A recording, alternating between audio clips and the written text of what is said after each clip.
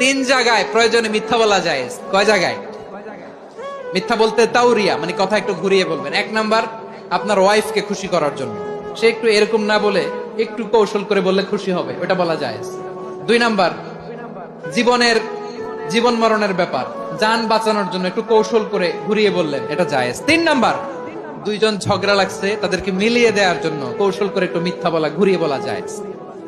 দুইজনের মধ্যে দেখলেন যে সম্পর্ক খারাপ, একজনরে বললেন, ভাই সে তো ওই দিন আপনার ব্যাপারে অনেক প্রশংসা। কি আমার ব্যাপারে প্রশংসা? তার সাথে তো আমার মারাত্মক সম্পর্ক। কি বললো? এই বললো আপনি নাকি এই করছেন ওই করছেন, অনেক প্রশংসা।